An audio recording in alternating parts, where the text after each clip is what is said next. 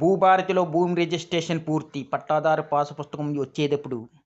తెలంగాణలో భూముల క్రయ విక్రయాల ప్రక్రియ భూభారతి గతంలో ధరణి వెబ్‌సైట్ ద్వారా వేగంగానే సాగుతున్నప్పటికీ, కీలకమైన పట్టాదారు పాసు పుస్తకాల పంపిణీలో ఏర్పడిన జాప్యం రైతులను ఆందోళనకు గురిచేస్తుంది. రైతులు రిజిస్ట్రేషన్‌లు పూర్తి చేసుకొని నెలలు గడుస్తున్నా కొత్త పాసు పుస్తకాల కోసం తపాలా కార్యాలయాలు, మీ సేవా కేంద్రాల చుట్టూ ప్రదక్షిణలు చేస్తూ ఉన్నారు.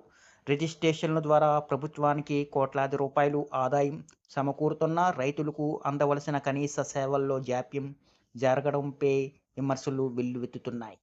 ఈ వీడియోని ఎక్కడ స్కిప్ చేయకుండా పూర్తి వరకు చూడండి. అలాగే ఈ వీడియో గాని మీకు నచ్చినట్లయితే మీ ఫ్యామిలీ మెంబర్స్‌కి, ఫ్రెండ్స్‌కి షేర్ చేయండి. వాళ్ళకి ఇన్ఫర్మేషన్ యూజ్ అవ్వచ్చు. ఒక లైక్ చేసి మా ఛానల్‌ని సపోర్ట్ చేయండి. ఇక వివరాల్లోకెళ్తే ప్రభుత్వం పథకాలకు పాసు పుస్తకమే కీలకం. రైతుకు పాస్ పుస్తకం కేవలం భూ యాజమాన్యం పత్రం మాత్రమే కాదు. అది అన్ని రకాల ప్రభుత్వం ప్రయోజనాలకు ప్రామాణికం. రుణమాఫీ, కొత్త పంట రుణాలు, పీఎం కిసాన్ సమ్మాన్ నిధి, రైతు బీమా వంటి పథకాలు వర్తించాలంటే పాసు పుస్తకం తప్పనిసరి.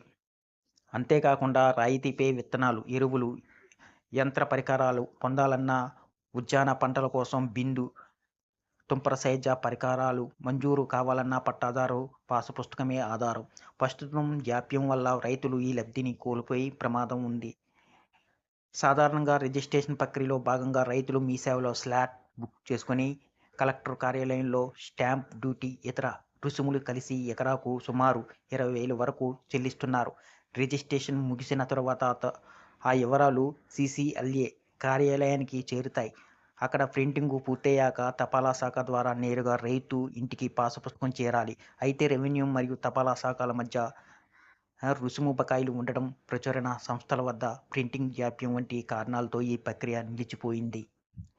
ఉమ్మడి నల్గొండ జిల్లాలో రిజిస్ట్రేషన్ల పరిస్థితిని గమనిస్తే రోజువారీ రిజిస్ట్రేషన్లు సగటుగా 500 వరకు జరుగుతున్నాయి. ప్రభుత్వానికి ఆదాయం రోజుకు సుమారు 2 కోట్లు వస్తుంది. దాదాపు 50,000 మందికి పైగా రైతులు పాస్ పుస్తకాల కోసం ఎదురుచూస్తున్నారు.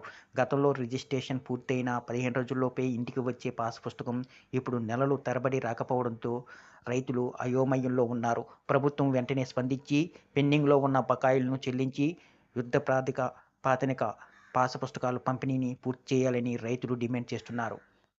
ఈ వీడియో కానీ మీకు నచ్చినట్లయితే ఒక లైక్, సబ్స్క్రైబ్ చేయడం మాత్రం మర్చిపోకండి.